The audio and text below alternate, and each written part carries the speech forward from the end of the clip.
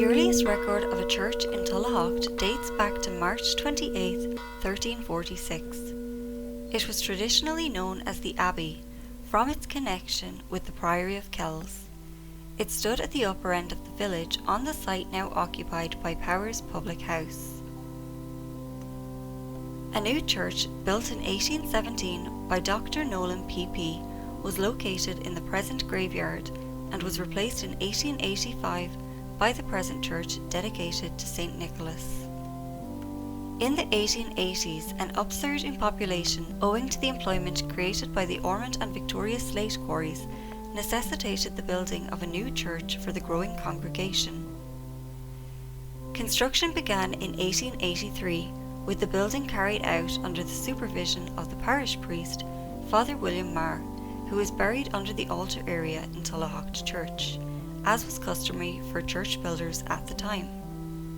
However, Father James Brennan CC, the newly appointed curate to the Windgap and Tullahought parish, and serving his first ministry, appears to have been the driving force behind the work, and most likely lived in the village.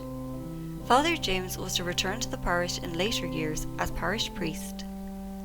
Local voluntary help provided transport for carting stones from Barnasculla, Schoolfield in Bawnfree, lime and sand from Mulnahone, and slates from the Victoria Quarry. Much of the work was done by the farming and mining community, with stonemasons and carpenters hired from near and far.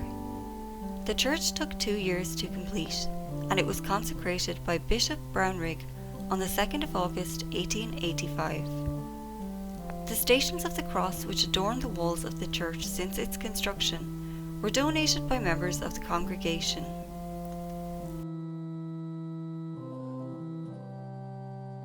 The church underwent repairs within a short time after its erection. Buttresses were erected and iron supports added to the roof to prevent it spreading. A new gallery was fitted during the early 1900s, followed by a coach house for the priest's horse. 2 ornate stained glass windows, Our Hearts Did Burn Within Us and the Risen Christ, were installed in the sanctuary of the church in 1915.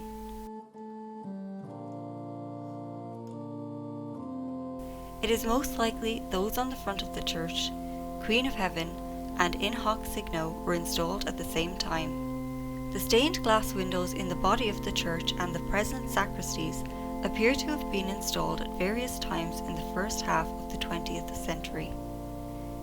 They depict St. Patrick, St. Joseph, the Immaculate Conception, the Good Shepherd, Jesus' Mercy, the Assumption, St. Peter, and St. Paul. Around 1930, the church bell, mounted in the belfry on the rear gable of the church, went silent when the tongue fell out as altar boys were calling the congregation to Mass. It was replaced by the present vicar bell, dedicated to St. Patrick, which was blessed by Bishop Patrick Collier and Father James Brennan PP on St. Patrick's Day 1941.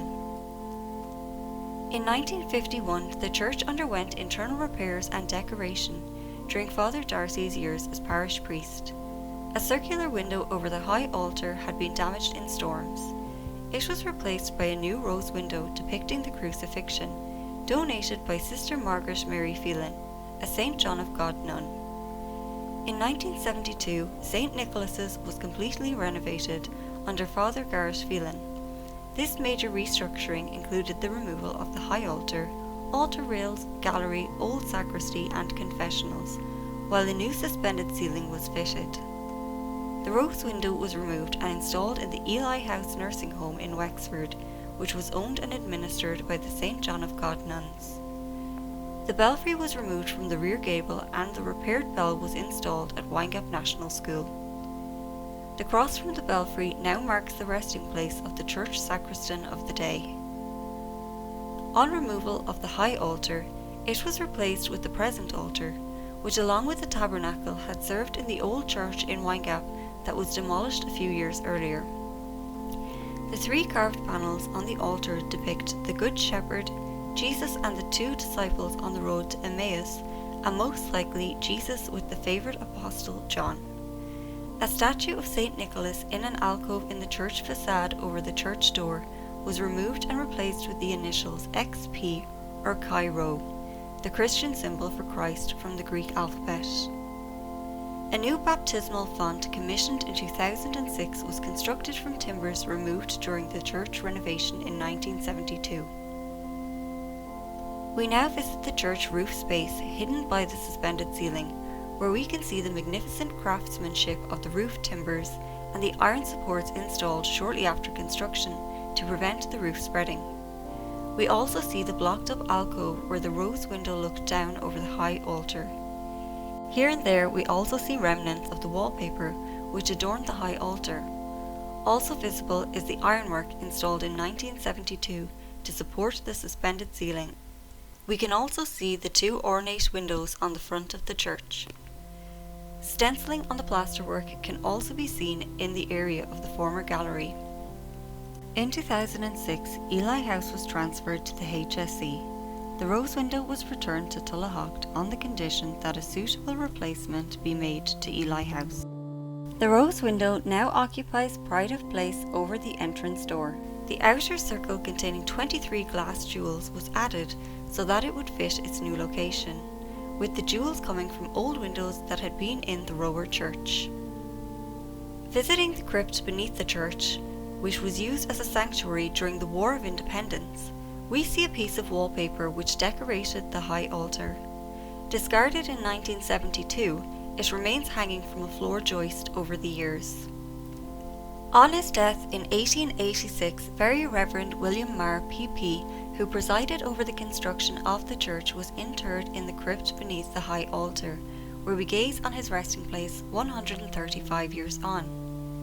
In 2018, flood lighting was installed in the church attic to illuminate the two stained glass windows on the front of the church. On completion of the church in 1885, a new school was built across the road using materials from the old church. Since the closure of the school in 1972, the building has served as Tullahought's community centre. Tullahought Church, constructed 1885, evolving over the years and looking to the future. Perhaps in future years the hidden features of the church will be revealed once more.